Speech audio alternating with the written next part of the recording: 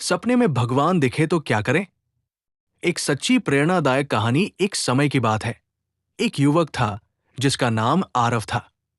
वो एक साधारण परिवार से था, पर जीवन में बहुत परेशान रहता था।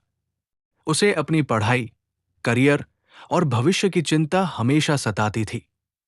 उसके मन में कई सवाल थे। मैं जीवन में क्या करूं? मुझे सही रास्ता क्यों नहीं मिल रहा? क्या भगवान सच में होते हैं? एक रात वो थक कर सो गया। अचानक उसने एक अजीब सपना देखा। चारों तरफ उजाला था, जैसे कोई दिव्य प्रकाश फैल रहा हो, और उस प्रकाश में भगवान श्री कृष्ण प्रकट हुए। उनकी मुस्कान बहुत शांत और मधुर थी। उन्होंने बस एक बात कही, जागो आरव, समय कम है। आरव घबराकर उठ बैठा। उसका दिल तेजी से धड़क रहा था। वो सोचने लगा, क्या ये सच था या बस एक सपना? वो पूरी रात सोचता रहा, पर जवाब नहीं मिला। अगली रात फिर वही सपना आया। इस बार भगवान श्री कृष्ण ने कहा, सच्चाई को पहचानो, अपने कर्तव्य को निभाओ। अब आरव और भी परेशान हो गया। उसे समझ नहीं आ रहा था कि ये क्या हो रहा है। क्या ये भगवान का संकेत है? क्या उसे कोई काम सौंपा गया है? सवालों के जवाब ढूंढने के लिए वो एक ज्ञानी संत के पास गया।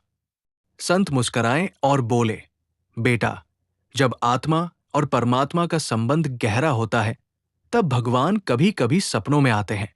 ये कोई आम बात नहीं, ये एक आह्वान है कि अब तुम्हें जीवन में कुछ बड़ा करना है।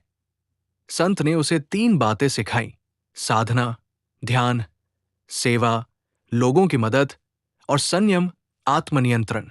आरव ने इन तीनों को अपनाया।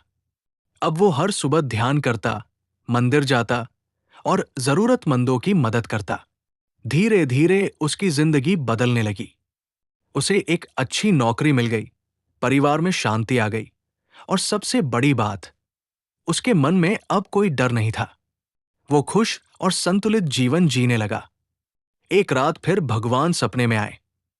इस बार उनके शब्द थे, अब तुम जाग गए हो आरव, अब बाकी लोगों को भी जगाओ।